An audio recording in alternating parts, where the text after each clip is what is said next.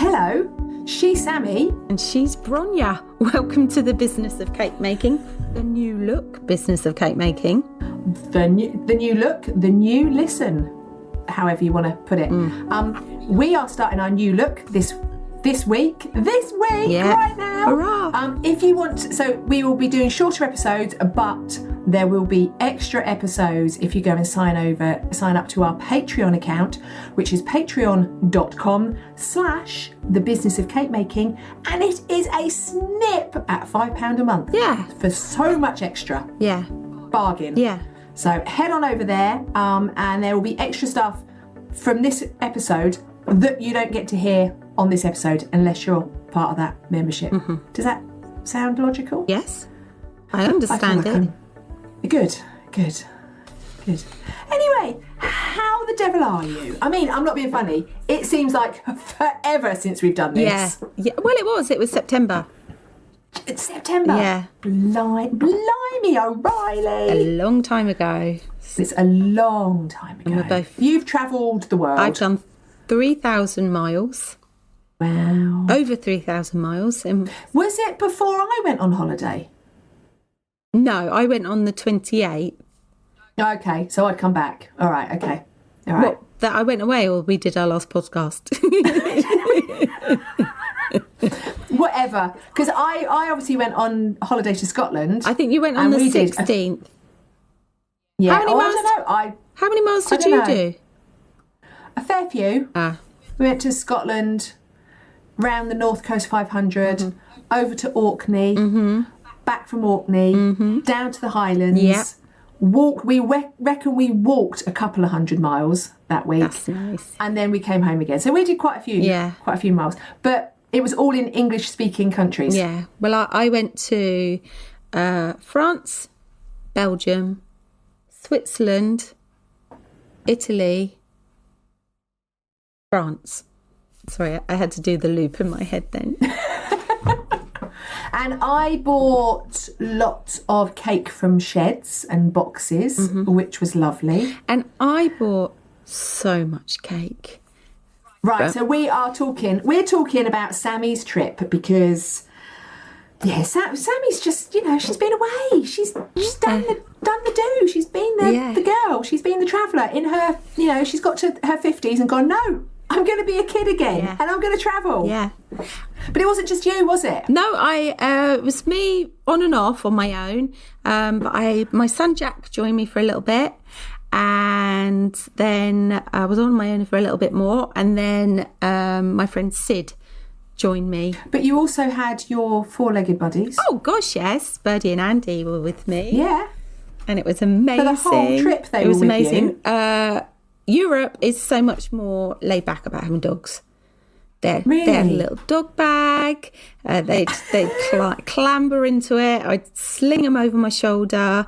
But they're small enough to do that. Yeah, I mean, how big are your dogs? Wow, between Birdie's 2.4 kilograms and Andy's 4.5. Yeah, Alfie's 37. Yeah. So, I'd give myself a hernia putting him on my back. But even so, I went caving at one point, and I took the dogs went with me, and there was another big dog was there as well. So Europe's just so much more laid back about dogs than we are over here. Amazing. Can I just say, I have, and he's been here all afternoon, I've got a spider that keeps running across the top of my computer. He's going that way, and in a minute he's going to come back again. And he's like my little podcast buddy for the day. Oh, how lovely. Tiny little spider. It's a lucky spider. So if I get distracted, it's because I'm looking at the spider. Right, so tell us all about what you've eaten, who you've eaten it with. Okay. Wow, because you were complaining about lack of cakes. Well, I definitely didn't have that when I was away. I just want to talk about the first part of my journey. So I got on the ferry, off I go.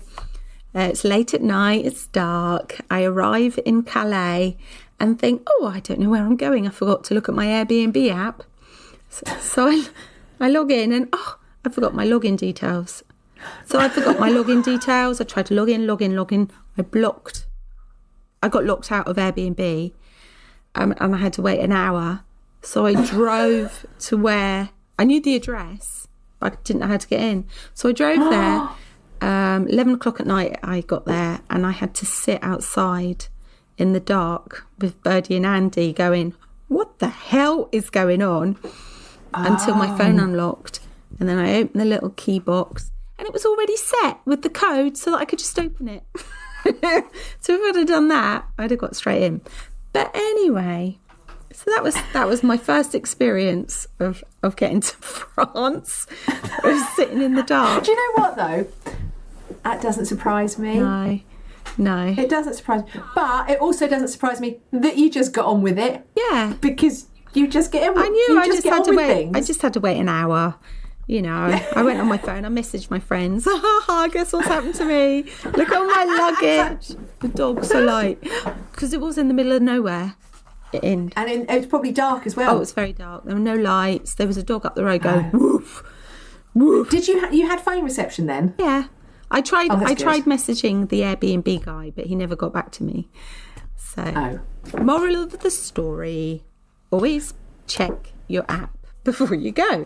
Anyway, so I landed in Calais, and I went off to Dunkirk, had my first crepe in Dunkirk. You sent me a picture of your first crepe. And covered in chocolate. Yes, it was very nice. Very chilly day. And then I drove down to my first business of cake making stop in Belgium. Did I mention Belgium just now when I was doing my list? Yeah. So, and I went to stay with the amazing and lovely Emma from Madame Spoons. Yes. And I can honestly say she heard the podcast. She heard that I was coming to France and said, come and stay with me.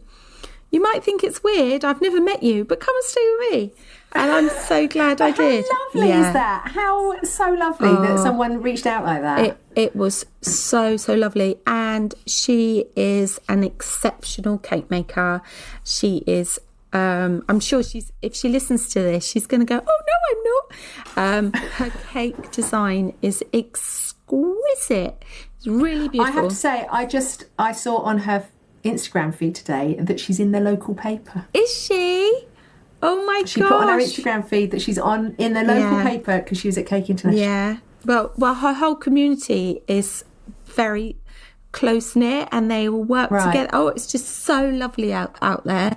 I just want to make sure that I tell you the right things about Emma. So she's got an Airbnb. Yeah. Which, if you go and stay there, it's phenomenal. And then she has a cake workshop with a cake studio on it as well. And she's designed them so well. It's all very clean and sleek. So does she do classes from her? Well, that's what she's planning to do in the foreseeable future. So they've had a massive task of, because they bought the house, it was really a bit of a wreck. Showed me all the photos. They've done it up, her and her family, and it's such a wonderful home. It's absolutely beautiful, really lovely. So they've got the Airbnb, they've got the cake workshop over there, and she's got the cake studio as well, which is beautiful. She's got 2 huge ovens, and it's just beautiful. And so the Belgium's traditional wedding cake is a more moussey, fruity affair. Okay. So Emma's gone over there with her traditional style kind of English cakes. Yeah. And I think by the sounds of it, well, looking at her work on her Instagram, Facebook and website, she's taken them by storm. And sort of problems that she comes up against is because they're used to keeping everything in the fridge. It's because it's all fresh. She has to say, don't put it in the fridge. I can imagine you delivering a wedding cake covered in sugar flowers. Yeah. We'll just pop it in the fridge. And they never provide her with a cake table or a tablecloth or anything like that. So that's something she struggles with when she gets to the... So is she originally from England? Yeah, she's from Scotland. And she has married a wonderful man from Belgium. She has a lovely son. That's interesting. So she's taken like Scottish, British cake making over there, and it's taking off. It's just not. It's completely different. Yeah, completely different. But if when you look at her work, she's very traditional. She's got beautiful. her sugar flowers are so beautiful, like on another level. And I had to ask her earlier because I got the name wrong. Let me look at the thing. Let's turn my page. I love doing this. Just for visual effect, for listening effects. So she, when she first got there, she had a couple of like new business meltdowns because she literally just jumped straight into it. And she contacted Emma Stewart of the Luxury Cake Academy Facebook group. And she's developed, she's part of the group, and she's like us with our special cake group and any other cake group we've joined. You get a kind of community, and Emma Stewart really helped her out. So I think Emma Stewart is amazing. You know her flowers online; they're pretty cool. Yes. And this year she entered Cake International for the first time as well. So which is obviously what's in the paper, isn't it?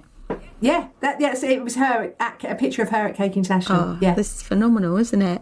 And if you want to check out her work, you can go to Madam Spoon's Cake Design, and she's on Instagram and Facebook as well.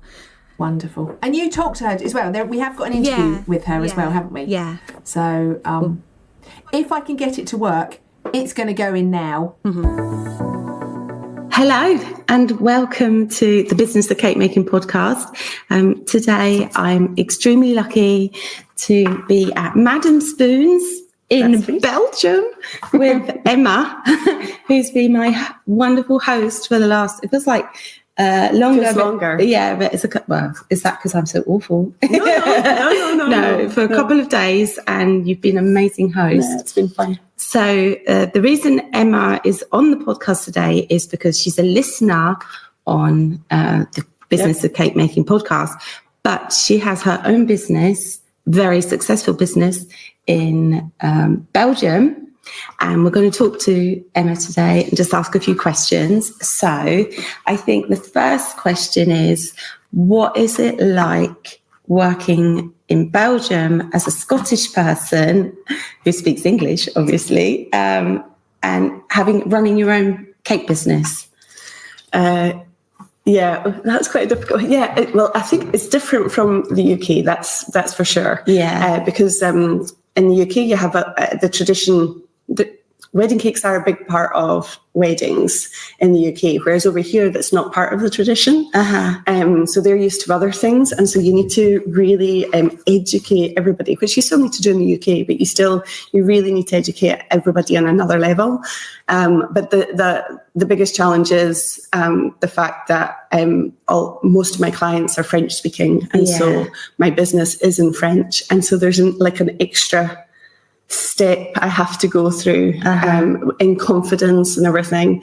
As much as I speak good French, it's never quite the same, like the nuances of the language and everything. It takes time to get that right. And so that can be challenging. I feel like, for social media and things, it takes me twice as long.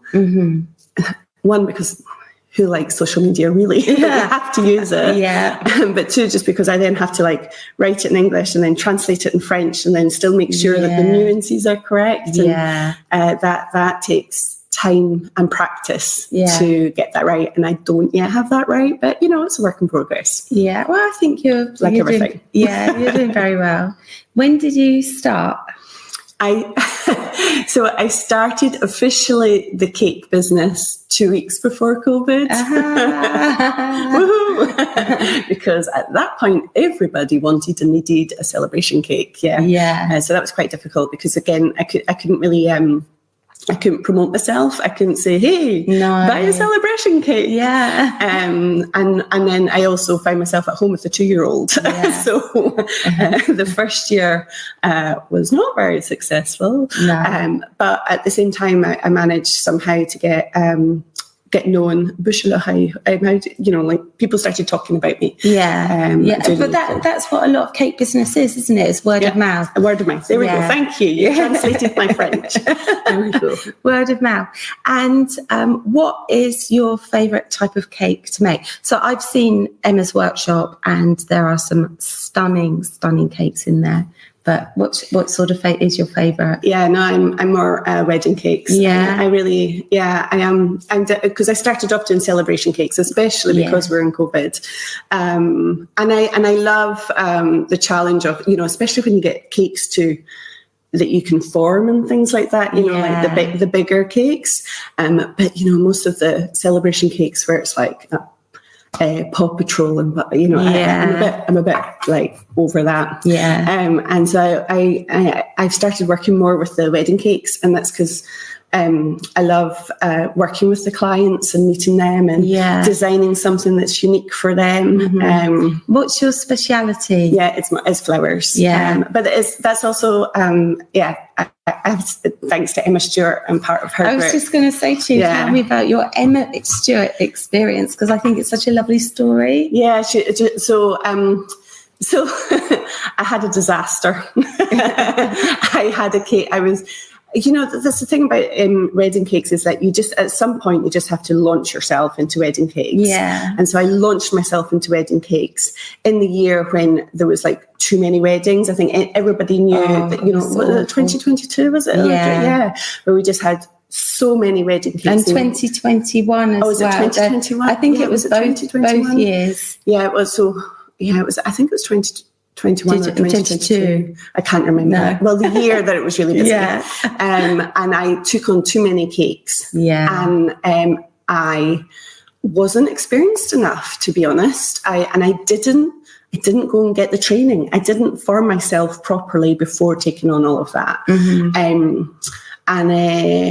I thought it'd be okay, and I wasn't. And I had a disaster where a cake fell. And I still have nightmares about it. And it's been interesting with you being here, because I've spoken to you a little bit about it, but I've realised I've not really spoken about it. I've mentioned it because it still haunts me. And that's when I was just like, I need to get help, because I've invested so much into this, and I love it, and I want to do it, and I want to achieve well. But I was failing. I really was failing. Your podcast helped because it gave me company in the workshop, and I could feel like I could relate with you and what you were doing. But I reached out to Emma Stewart, and she literally picked me off of the floor and built me up, and helped me to really get my basics right and get my timing right, and make sure that I did not work all night and not sleep, and sort of help me to sort that out. Especially with a 2-year-old. Especially with a 2-year-old at that time. It was very he was now 3. He would be 3 or 4. And she so I'm still part of her group. She organises monthly training sessions, both in flowers but also in business, and she's got a lovely group, and they have become my people, and I think that's the other thing I didn't have a proper support group, because I didn't know anybody. And it's really important, isn't it? It's so important. Definitely. The thing is as well, I also started during COVID, so it's not like I could go out and meet anybody. So it's like I was like struggling away, and then this group really helped me. Emma. I'm a member of one of her groups, but I just dip in and out because I'm not really on social media. But I do. She is one of the ones I'm on, and I do like her group. No, she helps an awful lot, and she's so generous with her time. Her information, and she really has a passion for helping. And I can't. It's what you need. It's just what you need, isn't it? Sometimes I can't speak high enough of her. It's been brilliant.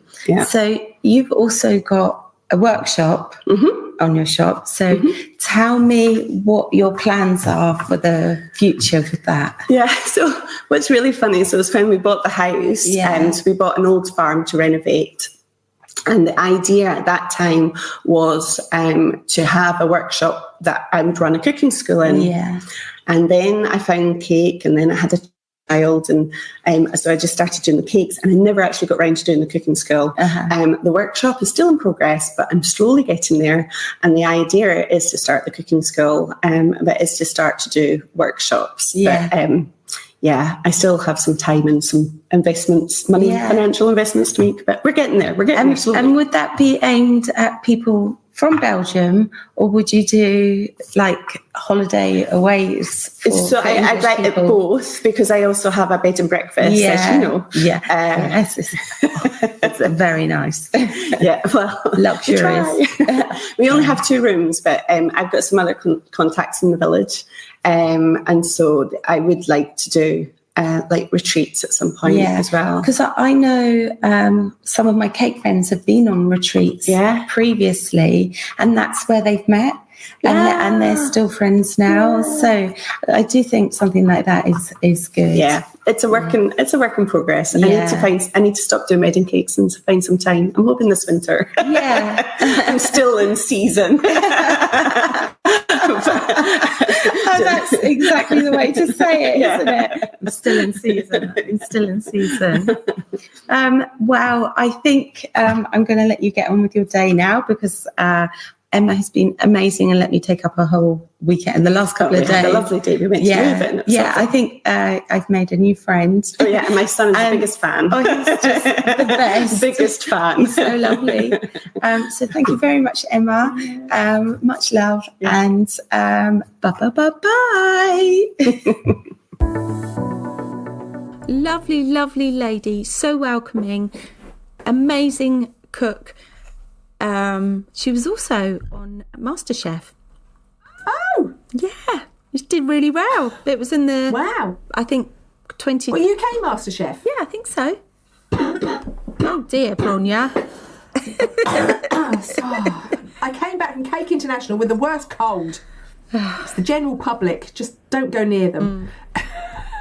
So I left. I didn't realise she'd been on MasterChef as well. Yeah. Then. Oh, she's good. Phenomenal. Her husband's lovely. Her brother's lovely. Her son's lovely. And she. Oh. Yeah. And you got to stay in her Airbnb and wander around her studio. Yeah. Lovely. And they took me out for the day. They just treated me like a star. It was wonderful. Perfect. Right. Nice. So then I travelled. So that was Belgium. That was Belgium. In Belgium. So then I drove down to Champagne. Okay. I stopped to cave with the dogs en route. Obviously, as you do. Obs. And I decided I wanted to stay in Epernay, which is where Champagne Avenue is, and where Moët Chandon is. Chandon. Yeah. I can never say it. And it was all a bit of a disaster, really. Oh, I wanted Champagne to be so good for you as well, because it's like, that was. I was like, going to France, got to go to Champagne, because I make champagne and strawberry cake. I don't like it. You've got to be it's going to turn your opinion around Champagne. So I get there. It was fine. I book into my hotel from hell. And I'm like, I'm only here one night. I suck it up. I go for a quick meal, because it was 9:00 at this point, in the evening. And I said to the waiter, I just want something quick. He said, oh yeah, be here in 5 minutes. 1 hour later, I was still waiting. Me and the dogs are like, there was no one in the restaurant apart from a couple arguing in the corner. And were they arguing in English, or were they arguing in French? In French, so I don't know what they were talking about. You can't even listen in. No. And in the end, I said to the waiter, look, is it going to be long?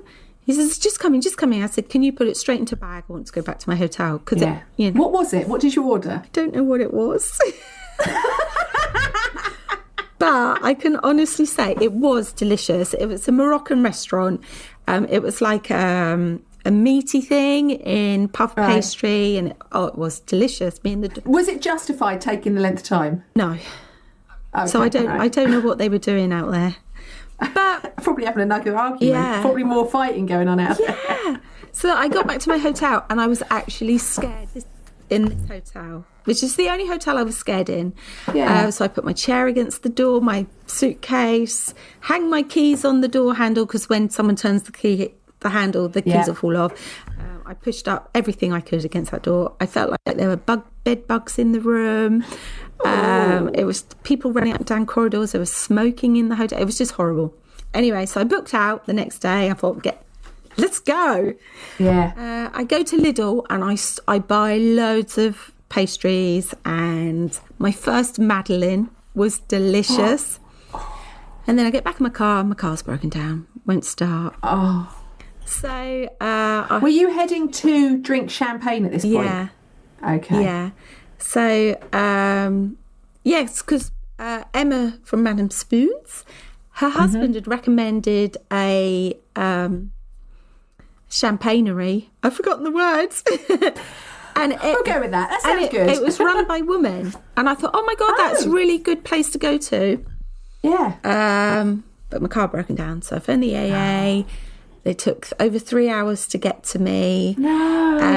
And then he was like, your battery is broken. You need to go and get a new battery. So I had to wait 2 hours for my battery to be done. I missed the appointment with the lady I'd arranged to meet, to talk to, and ask lots of questions. Here are the questions I was going to ask her. And then I managed to... the bloody new battery, €300. Like on my first few days of holiday. I think he ripped me off. Yeah. Was it AA, did you say? No, this was the garage. The AA man was brilliant, but I just felt I couldn't go on any further with my battery. Cause, and you couldn't say no to him, and he knew that. He knew that you couldn't say no. Yeah. So, but lesson learned. I got everything else checked apart from my battery. Yeah. So I then it was 5:30 at this point. I thought, I've got half an hour before the champagne houses in Champagne Avenue close. So I got in my car, I raced down there. I get there and he says, oh no, you can't come in without... I'm not going to do accents. He said, you can't come in without your dogs in the bag. And I'd left the bag in the car, so I had to run back to the car, and then I had to run back. And this was the first time they'd been in the bag properly, and they were like, we're not going in the bag. Don't put me in the bag. So I get them in the bag. I go in. I say, hello, I've had a disastrous day. I was meant to meet someone for an interview, blah, blah, blah. Can you do an interview? And she says, no. She was like, no, sorry. And then she went and got an English lady, and she said, no, sorry, we will only do prearranged interviews. So I'd missed it all. But I said, right then, what can I want to buy? I'm going to get drunk. Yeah. I said, what can I buy? I want to buy the sweetest champagne. So she took me round. She showed me the sweetest champagne they have, because I want to use it in a cake. So I bought a €50 bottle of champagne, which is very nice, from Moët. And she very kindly took a video of me walking around with the dogs in a bag, stuffed in a bag, with my bottle of champagne. So then I got back in my car and I headed out of Champagne, because I had the day from hell. So Champagne, it hasn't made you feel any better about it? No. Actually, I did buy quite a few cakes and pastries, though, in a shop in Epinay, which were delicious. I bought, oh my God, the most amazing almond tart, which is a French pear and almond. Delicious. Right. And I also bought some chocolates as well. Actually, I had French chocolate before I came on air. Just to get you in the spirit of things. With apricot. It's very nice. Nice. Okay, so I headed out of Champagne, and then Champagne was done, it was finished, it was in the rearview mirror. Oh my God, I can't believe, because it was so beautiful there. And it was also raining, so I couldn't take... All the vineyards were by my hotel, Oh. which is why I chose it, because it had all the vineyards in the distance. Couldn't see them because it was raining so hard. So you're not going back? Nah. No. Okay. Nah. Right. Where'd you go next? So I went down to Dijon, near Dijon at this point. Mustard. Yes, to stay with my friends who live over there and where my son's living at the moment. And we went to, they took me, so Bella was the work experience girl I had worked with me in the summer this year. Yeah. It's her mum's house and that's where she lives. But Right. she worked at boulangeries and she took me to patissiers. She took me to boulangeries. I know I'm saying it wrong. Boulangeries and a chocolatier. I can't also say that. Where I bought cakes and puddings. Now, we did tests, because I did tests and like we cut them all up into slices and things like that. Oh, you're very scientific about your... Yeah, we wanted to check which ones are nice. And I can honestly Yeah. say the puddings we had, meh. No? Didn't like them. When you say puddings, what were pudding? What, like as in desserts? Dessert puddings, yes. Okay. I guess you'd call them desserts because they're French, weren't they? A patisserie. Yeah, we had like lemon torte mousse type things on a pastry Right. base. We had a blackberry mousse one. Yeah, there were a variety of flavours that we bought. Yeah, but you weren't blown away by them? No, they looked amazing. How disappointing. Yeah, but I found that right across the board, that Okay. if it looked phenomenal, 9 times out of 10, it would be quite bland in flavour. Because, All style, no substance. yeah, plus the French are more into their savoury. I find that right across Europe, actually. Yeah. It's not like here where we're inundated with sweets and chocolates and love sweets cakes here. and puddings. It's just and- so much.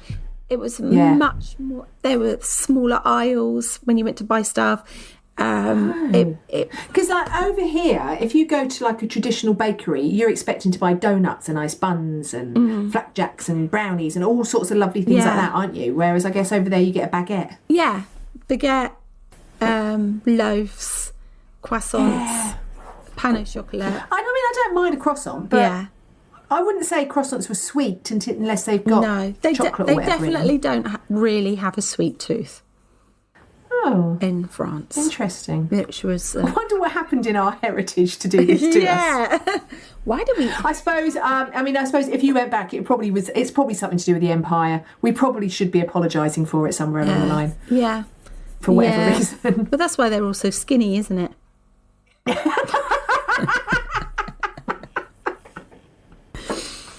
Yes. So definitely, Damn them. definitely. Right. I'm going to turn my page so I can get on my notes. So,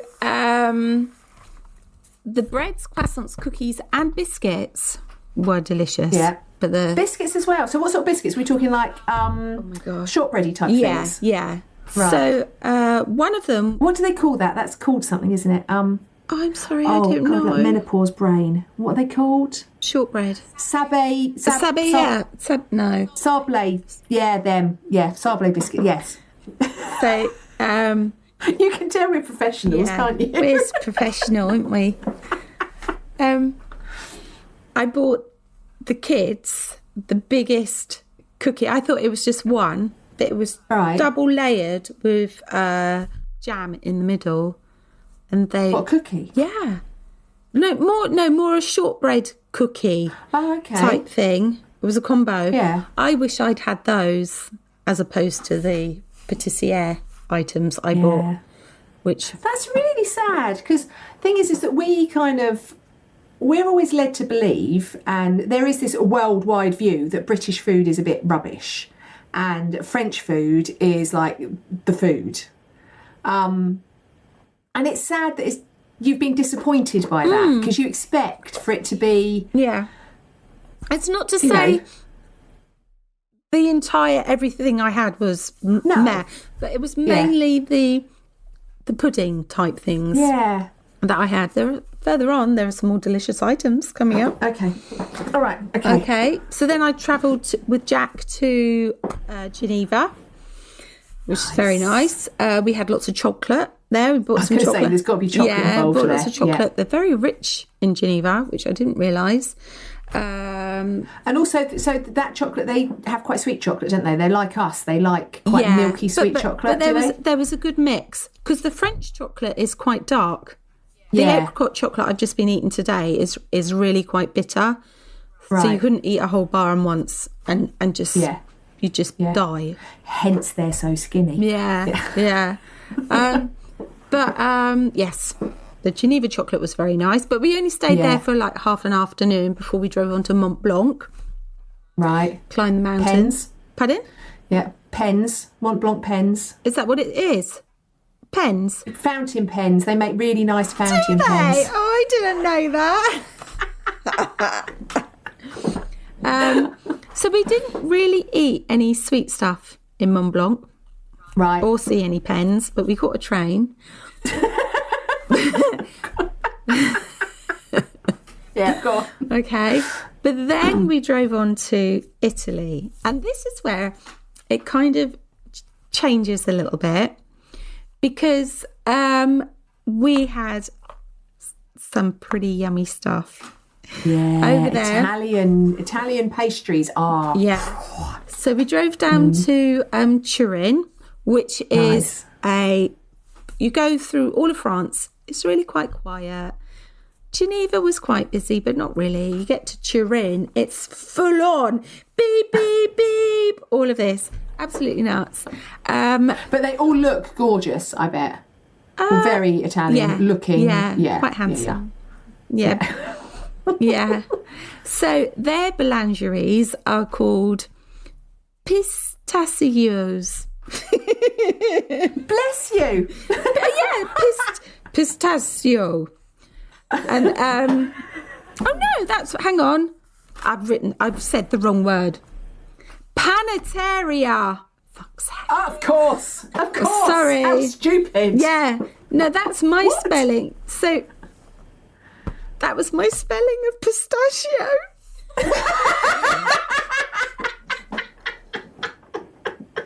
Which I've written in a hurry. Oh my God. So yeah, the Italian boulangeries are called panetterias. So what do you get? So is that like our bakery? Yes. Is that sort of right? Okay. And the bakeries that I visited in Turin, the pastry, the breads were all twisted into these amazing shapes and designs. Absolutely beautiful. It wasn't just like a loaf of bread. It would have all these swell. I don't know if I posted a picture of it actually. I should send it to you because I was blown away by. What sort of bread is theirs? Is it sort of like a bread that we would recognise here? Because they have like focaccia and ciabatta and stuff, don't they? I've got so their bread is slightly, the ones that we had was slightly sweeter. So we would have a cornetto, which is the Italian version of croissant, and it's got more sugar in the dough. Right. We had cannellonis. So I tried to look up how to say this word earlier. Sfogaletia. I know what you mean. Is that it's like a horn thingy? Yeah, with cream it looks in like a lobster tail. Yeah, and have you seen how they make them? No. So I saw a program about this. So it's they get like a really thin bit of dough, which they make into a spiral, like into like a big roll, and then they slice it. And then they push that out into a horn. Oh, so it starts off as a disc of like lots and lots of layers that they push out into a horn. I've never tried one, but I know how they make them. They're very flaky. Yes, because it's all like lots of flaky pastry that they say they roll into like a big spiral. Yeah. What's the cream in it? Is it like a cream cheese? Yeah. Well, I had a savoury one. So it was very nice. It's delicious. And they're sweet but slightly tangy. Yeah, because they have like a lot of cream, don't they? Like mascarpone stuff. Yeah. And that, yeah. Yes, it's so delicious. And then obviously we had lots of tiramisu while we were there. Of course. course. So the most delicious thing that we ate in Italy, oh my God. Go on. It was the best thing I've ever eaten in my life. Really? Is that good? Yeah, it was a pistachio, spelt correctly, calzone. Oh my. So it was a folded pizza with pistachio in it? Yeah. Only little. It wasn't like a whole massive size one. It was like I wasn't judging. I would. But I can honestly tell you, I would have gladly eaten 10 of those. Really? It was so good. Unbelievable. It was warm. It was fluffy. It was oozing. So was it made out of a paste, like a pizza dough? Yeah, but it was kind of donutty because they deep fried it. Oh my God. And it was covered in sugar. So it was like a donut, but a calzone donut. Fuck my life. Nice. Excuse my language. But oh my God, it was so good. We actually had a Nutella one as well. But the pistachio one. But the pistachio one was the better one. Yeah. I would say there is something else that I ate in France later on.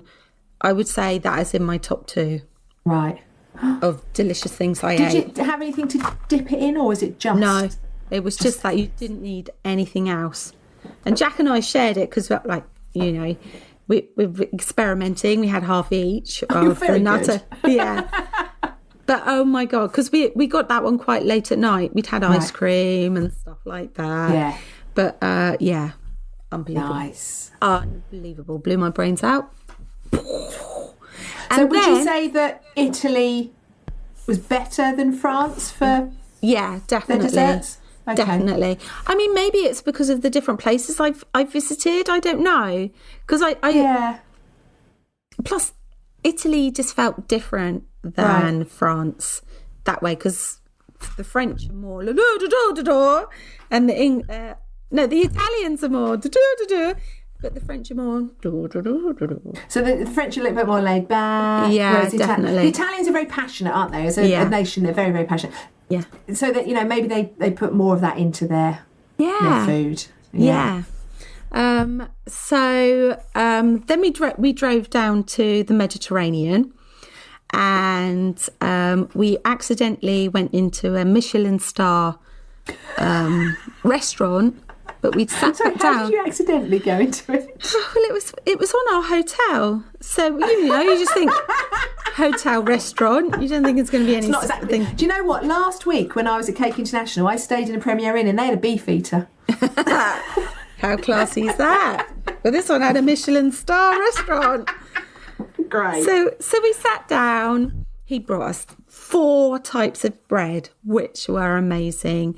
And we opened the menu and we both looked at each other as if to say, oh, too late now. We've ordered our drinks, you know, we've committed now. But it was beautiful. We had a beautiful meal, and then we shared pudding, which I'm so glad we did because it was humongous. Oh, because usually Michelin star, you get like little... Yeah, well, that's what our dinner was like. Right. But then we got little taster plates and like a palate cleanser. Oh, yeah. What's the other thing they do? Is an amuse-bouche? A what? An amuse-bouche? Yes. And we had foams. Oh. And you know, mousse. It was delicious. But our pudding was. I did write down what it was called, but I can't find it anywhere. But it was a frozen panna cotta style ice cream. All right. With white chocolate on it, and it was good. It was so delicious. And another traditional pudding you can also get, which I did buy, is a panna fortieri, which is a chewy dessert made with fruits and nuts. Oh, when you say chewy, what, like nuggets? A bit like a Florentine. Oh, nice. Oh, yeah. Nice. So it's very nice. Ah. So then we... How is this? Sorry, I've just realised that my little spider has left my computer and is now walking around my ring light. He he wants the limelight. How do you think any of this is going to influence your baking in the future? Yes, definitely. Yeah. Because I've got new ventures coming up. Yeah. And a lot of the stuff I have eaten, especially something that I'm going to talk about later on, I will definitely be baking. Right. That's in fact, I interesting. want some now. Okay. And as I've gone along the way, I have bought things that are French. Yeah. I don't think I did in Italy, but I've bought orange blossom water, which is what their French use. I've bought their vanilla essence and vanilla sugar that they were using in their recipes. I've bought lots of so much chocolate. I mean, you should see my cupboard. It is bulging with flavoured chocolate and white chocolate as well. Oh, that's interesting. Yeah. I bought icing sugar to try out, which was so lovely. Yeah. So I bought, as I was going along, I would be buying some of the French and no, I didn't buy any of the Italian stuff. So, which is nice. So, should I just race on? Yeah, carry on. Okay, so then I went to Monte Carlo. Yeah.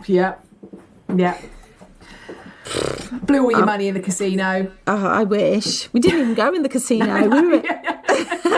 Everyone was like... You just look and go, no, that's not for me. No. That's not for the likes of me. My dog, poor Birdie, the tiny dog, every single person was coming up to her going, oh, your dog is so beautiful. Oh, well, I can imagine she's like the perfect accessory, isn't she? Yeah, you know? yeah.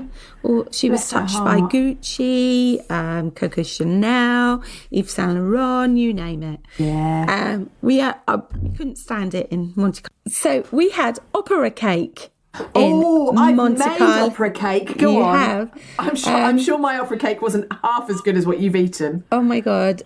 So layers of almond sponge, coffee syrup, ganache and French buttercream topped There's with a certain chocolate. amount of layers it's meant to have as well, isn't there? Yeah, because its name originates from the layers resembling the levels of an opera house. Oh, but nice. Yes. That was delicious. And it's meant to have, is it like a mirror glaze on the top or something? Yeah, it did. Oh, and the coffee, quite often, did you have a coffee one? Mm-hmm. Mm-hmm. Do you know what? We shouldn't be doing this podcast while I'm hungry. Yeah. Soz, I'll race on. So I'm enjoying every morsel. Are you? Because I've said it so many times now, I'm not sure whether I'm getting boring. Holiday bore. Oh, she's a holiday bore. At least you're not showing us your slides. No, that's true. So then I drove down to Cannes. Yeah. And I stayed at my aunt's house, which was lovely because I haven't seen her since before my mum died. Wow. And I saw my cousin, who took the mickey out of me because of the way I say Marie Antoinette. Why? My cousin kept going, Marie Antoinette. How did she say it then? Marie Antoinette. Oh, I don't know. But how I say it is a bit wrong. So it's very funny. We had raclette. Have you ever had raclette? Is that cheese? Yes. So you have a hot plate and you put your cheese under the hot plate. It melts and then you pour it over your potatoes. I've literally just dribbled. Yeah. My cousin's wife Amelie made me chocolate cake, which was the best chocolate cake I had all holiday. Isn't that funny? Home-baked. Yeah, Homemade cake is the best. And we also made, she wanted to see how I made a vanilla sponge. So we did a vanilla sponge as well, which is very nice. So you took your techniques to the French. Nice. Yeah. And she showed me techniques as well. I was like, I've never done that. Yeah. Turn the page. We're getting to the end, nearly. So I dropped Jack off at the at Marseille, where he missed his. It wasn't his fault. He missed his train. It was the traffic. We were 3 minutes late. Oh no! So that cost me €150. That's like 2 or 3 days worth of my budget gone. Oh. So I was so sad that Jack had gone that I went to a place called Clermont-le-Hérault. No, I liked the way you said that. Which is near Montpellier. And it's kind of surrounded by vineyards, olive trees and rolling hills. And it's absolutely beautiful, absolutely beautiful. And in the morning, they had a proper French market underneath my window of I think this building must have been at least 500 years old. Yeah. It was stunning. And they had, this is where I had my most favourite thing of the whole holiday. From the market, it was fresh cooked, a fougasse, which is a flatbread made with olive oil, orange blossom water, and topped with sugar, which melts into the sugar into the orange water, and it was. Was it warm? No. It could have been warm, right? But when I ate it, it was cold. So I bought a huge A4 slice of this, and I was going to save some for my friend Sid when she arrived, but I ate the whole lot in one go. She would have forgiven you. Yeah. So nice. It's a you serve it after midnight mass. It's one of the 13 cakes that they use for after midnight mass at Christmas, and it's to do with the apostles, the 13 apostles. That's interesting. Is it apostles? Yeah. Jesus' right-hand men. Are they the apostles? I don't know. Yeah, they are. You know more religious stuff than it. I know I work in a church, but you were brought up in churchy surroundings. Yeah. Yeah. So I had to do a 15-point turn in one of the streets because there were literally hardly any cars. The streets were so small. The children were playing in the streets. No, it's like going back to the 1970s. Yeah. Oh my God. Even before that, because there were less cars. Wow. It was deserted. It was just too narrow for the cars to drive up and down. And when you were driving down there, were you thinking, oh shit, I've got to turn around somehow? Yeah, because I did get lost. And I said to this lovely lady, bonjour, parlez-vous anglais, s'il vous plaît? No. Où est la... Because I knew where I had to go, and I said it. Yeah. And I went, à droite, tout droit, à gauche. And she went, which means turn left, turn right, go straight on. So she gave me the directions by just using those 3 phrases. So I would highly recommend a visit to this place if you ever go. And eating, is it fougasse, did you say? Fougasse. And going up, that's kind of Italian saying it. Fougasse. No, I'd say it's fougasse. And go on a Wednesday when the market is on. The market's on. Yeah. Okay. I actually I'll put it in my diary. I posted that on my Instagram account the day I went to the market because I spoke to cheese men, ham men, bread men, and the fougasse man. Nice. And it was lovely. I did enjoy that day, but we were... Fougasse man. It sounds like you're speaking to the gas man. Yeah. Spoke to the gas man. Fougasse man. We were kind of chased by huge dogs in there that were off the lead, which was very exciting. My dogs shit themselves. And then I travelled on my way and went to Toulouse, where I picked up my friend Sid. She brought the rain with her, and it rained for 48 hours. Oh. Did you have sausages? Did you have Toulouse sausages? No. Oh. No. I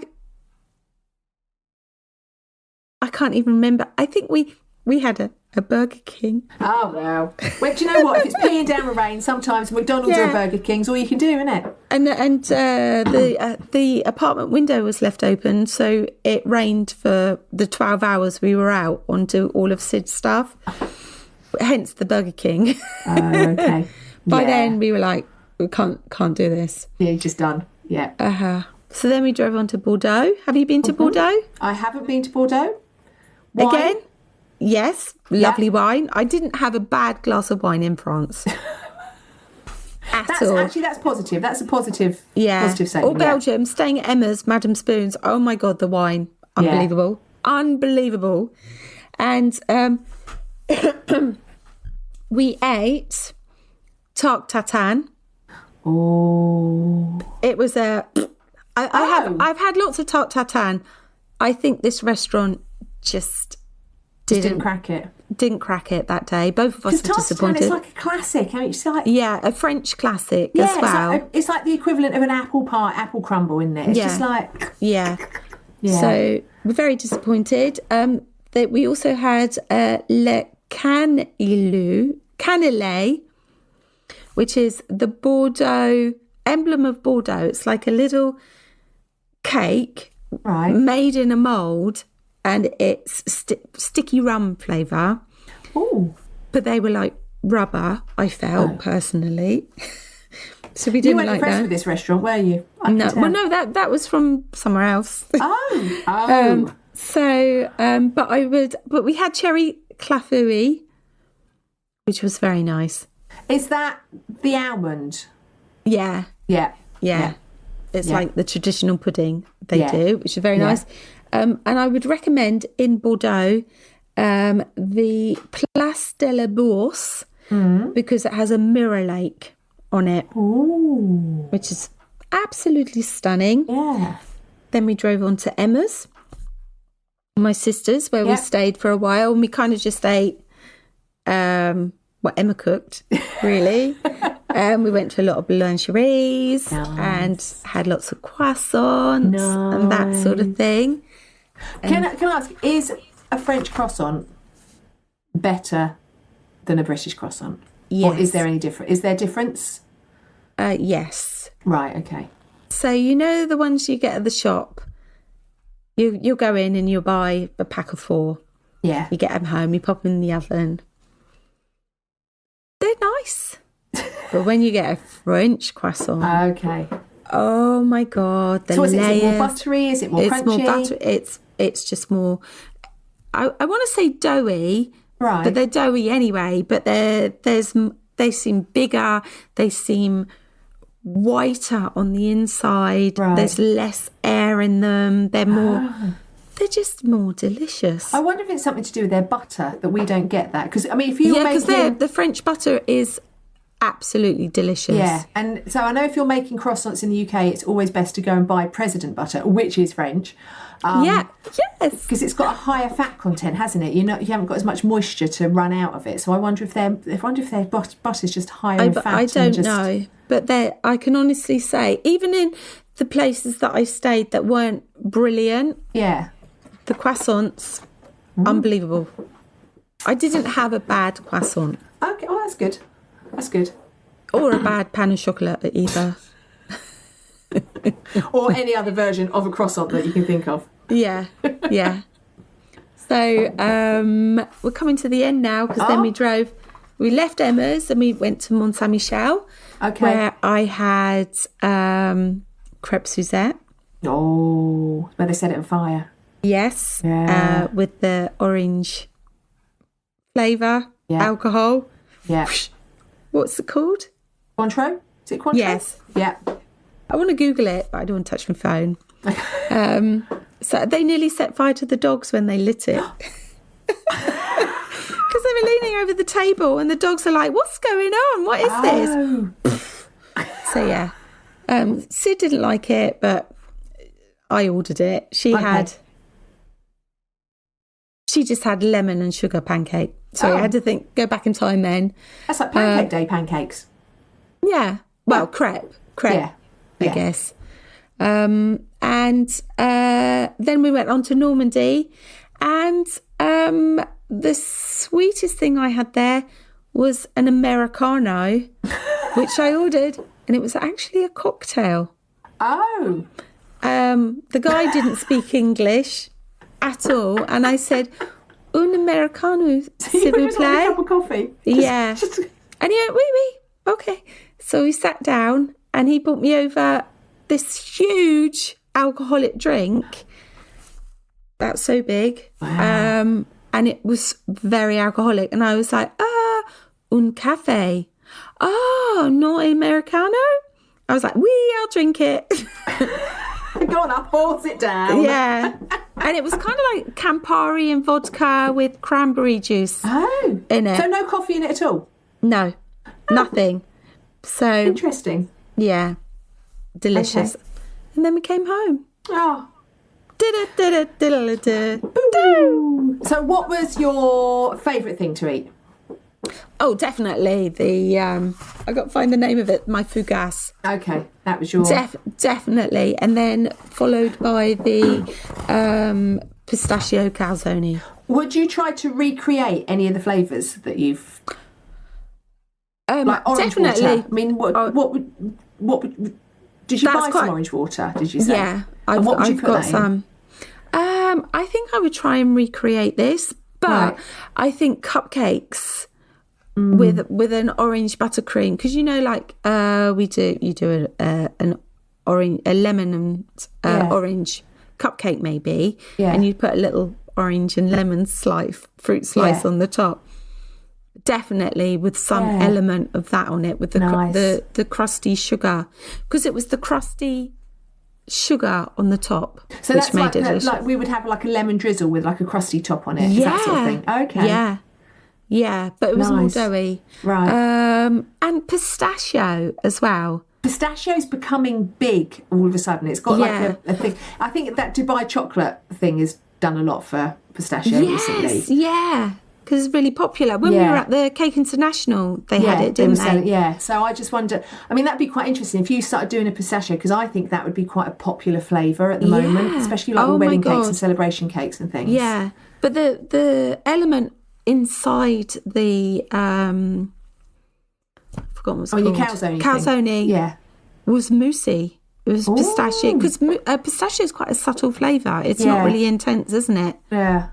So So like the mousse stuff, did that have to be chilled? Yeah. Okay. Oh, what in my in your calzone thing? No, because it was deep fried. Oh, okay. Oh, So it was hot and warm and oozy. yeah. Because a lot of these things is that it has to be chilled, and so therefore you can't really put it into a cake in the same way. No. But you could definitely, if you could take elements, you find out how it's made, take those elements and make it into the buttercream, or even into chocolate ganache. Yeah. Yes. Yeah. Putting it into a ganache would be nice. Yeah. Nice. Definitely.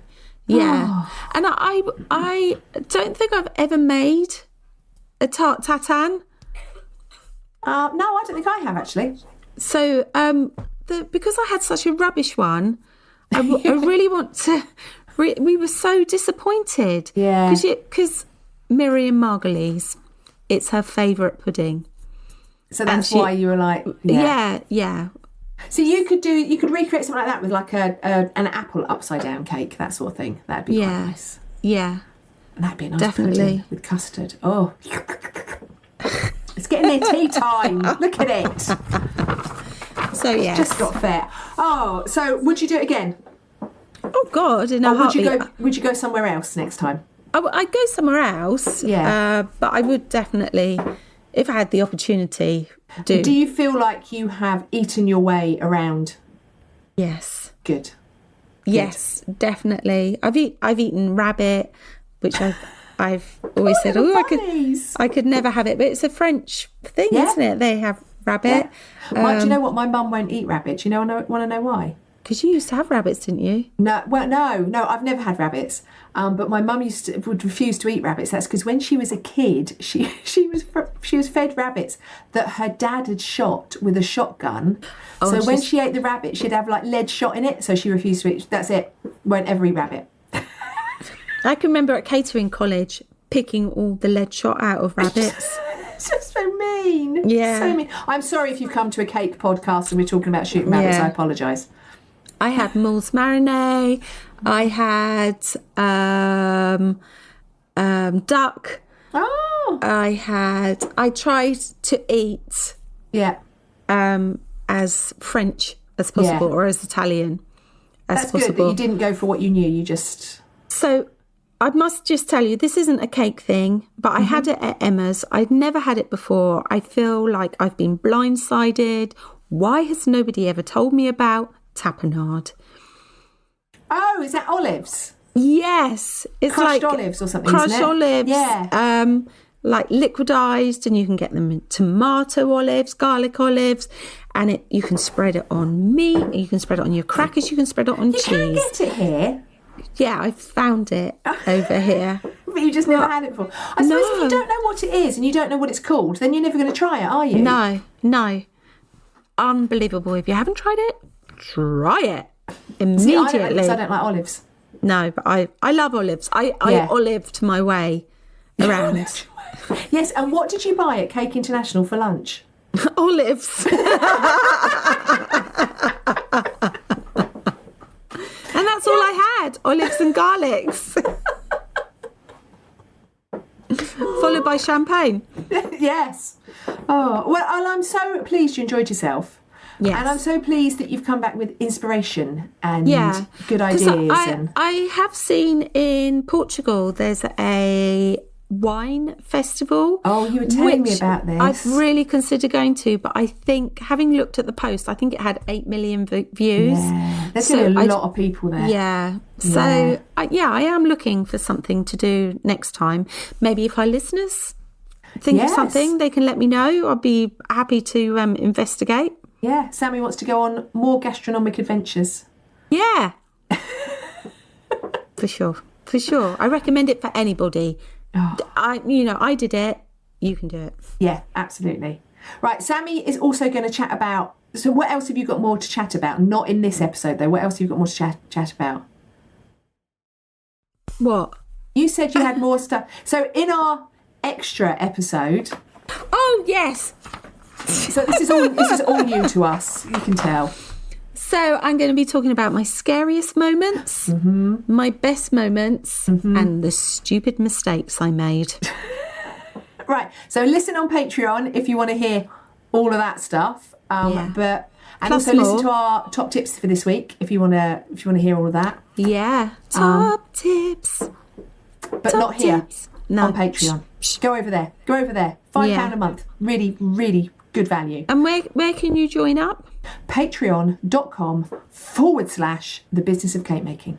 And where can you find The Business of Cake Making? Oh, funny you should ask. We are on anywhere that you can listen to your podcast, Spotify, Apple, blah, blah, blah, blah, blah. Or you can go to Podbean, which is where we host, or follow us on Instagram or Facebook. And we are at The Business of Cake Making. Da-da-da-da-da-da-da. Ba-ba-ba. Are we saying goodbye now? Yeah. Ba-ba-ba-ba. Hi.